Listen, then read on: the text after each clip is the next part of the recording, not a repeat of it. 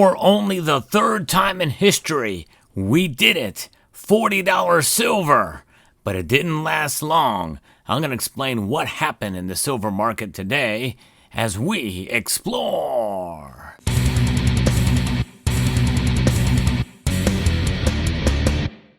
History in the making. Many of us didn't think it would actually happen. And the celebration didn't last terribly long. I actually saw it as it happened and posted about it on my X account. But silver's price did reach over $40 an ounce. We're going to get there in a moment, but first I want to remind you of channel sponsor Summit Metals. Thank them for sponsoring the channel. I hope you will check them out. Experience their great customer service and fast shipping for yourself. Silver, man, I tell you what, it has been quite a ride. You know, this is something that we certainly should celebrate because if it did it today, it can do it again. In fact, it has pulled back after going up well over 2% today. That's a surge. Any kind of movement like that in a single day is indeed a big deal in a surge, but it's an even bigger deal since it reached over $40 an ounce. So here's where the numbers sit for all of the precious metals today. All of them are in the green except for rhodium. Gold is up 0.88%, up $30.10 today to $3,448.20. It is getting close to reaching a record high yet again as well.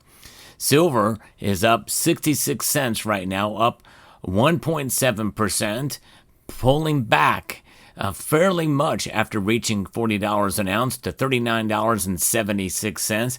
The high for silver today was $40.02. That's right. Not enough to get there for the bid price, but still, the ask price did get there, and the silver futures price is still over $40 an ounce. So that is remarkable. As the markets are going to close in a few moments. Platinum is down $7 or up $7, and palladium is up $6. So this is a holiday weekend here in the United States. So we're going to be sitting on these numbers here for a little while for the U.S. markets. It'll be very interesting to see what happens with the Asian markets when they open up on Sunday night, of which I will not be here. This is one of those rare occasions where I will not be able to stream with you live on the market open. But let's talk a little bit what's happening here. Mining has probably some of the best news about what happened overall with the markets, with gold as well. We're seeing silver prices get near $40 an ounce as of this article's publishing, and gold prices advancing to near record levels as investors weighed U.S. economic data and uncertainty still around the Federal Reserve's future. Well, the Federal Reserve is not in any danger of going away.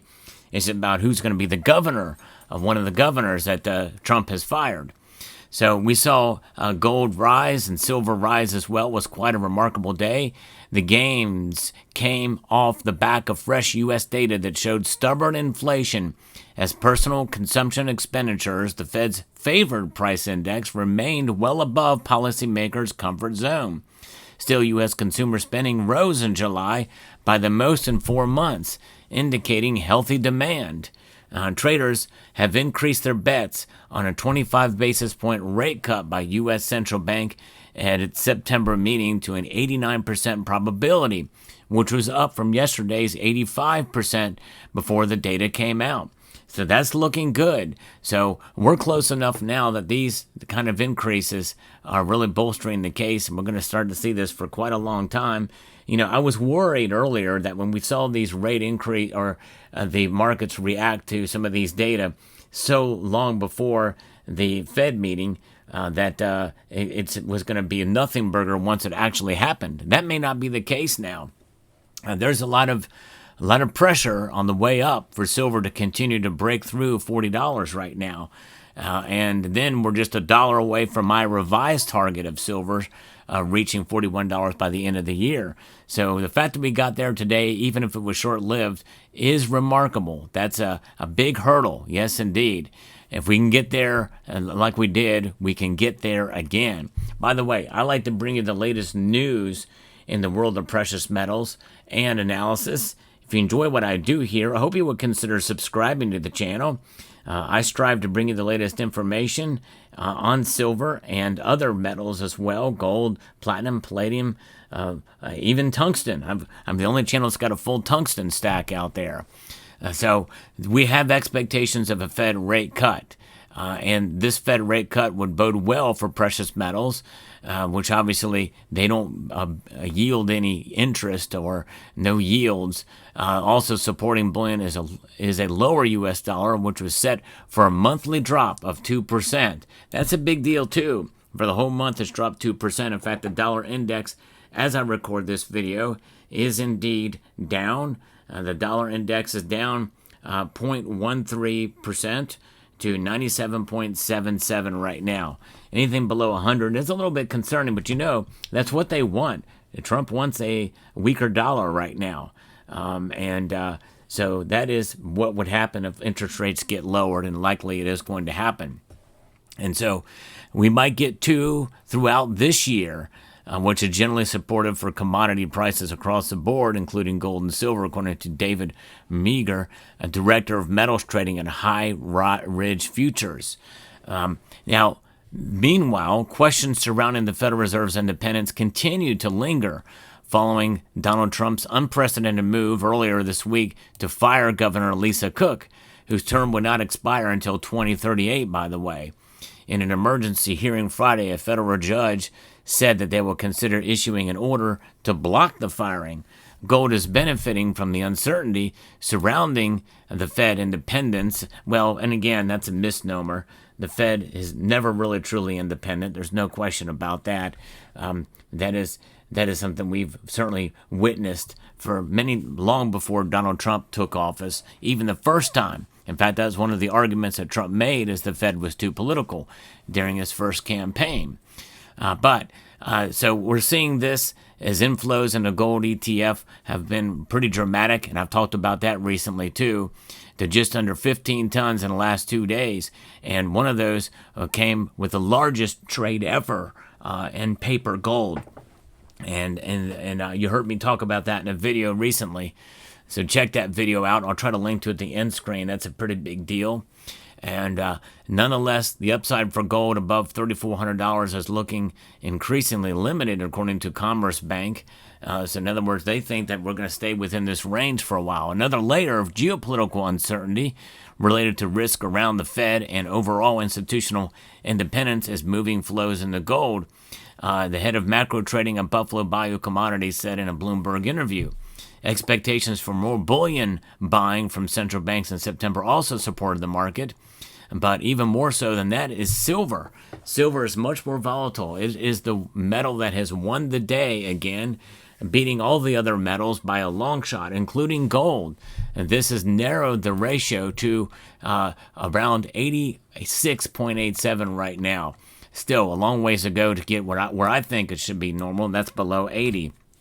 But as we watch these markets in silver take a pretty big pull back from going well above 2% to $40, there's going to be resistance here for silver, and that is exactly what we expect to see as we move through this period of time. A little bit of chaos, a little bit of volatility, and with silver, but don't lose heart, because you know what?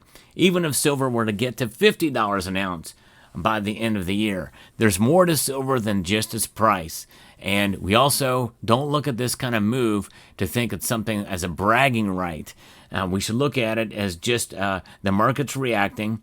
And this may be something that if we pull back to even to the low 39 range or even into the 38.50 range, that's still very good for silver, especially considering how it's performed this year. But the fact that we've seen $40 is something we should note. It is a milestone, a big milestone, and it is something that we'll keep an eye on, which means that the short positions are in trouble. Now I'm going to report to you what may be part of behind what's happening here. Eric Young, King Kong 9888, says that there's been some research done and that there's taking delivery of physical silver at the COMEX at this August end of month instead of rolling over. So they're taking some delivery, and that is putting some pressure on the naked shorts. That could be behind part of what's happening here. But of course, there was a little bit of a fight on that towards the end of the trading day here that we've been seeing. Also, Profits Plus ID says silver and gold exchange for physicals are being driven higher today, and up about 10% for gold, and silver EFP up 37%. It appears to be an institution possibly caught in a squeeze due to a month-end positioning and less liquidity. Going into September delivery, first notice for silver could be a factor, so that may have part of his way down. As we go into the first trading day, that'll be September 2nd. It'll be very interesting to see how silver will react. Will there be a consolidation period since it's at the beginning of the month, or will it sprout even higher? It's anybody's guess. We'll keep an eye on it, though, here on this channel, because it's what I do. And again, I want to thank each and every one of you for being here as I give you this market report for today. An amazing day it is to see silver reach $40, even for a brief amount of time. Silver stackers, celebrate. Hold on to your silver. So with that being said, I'd like to extend a multitude of gratitude to each and every one of you for taking the time to watch this video, and to encourage you to please rate, share, comment, and subscribe.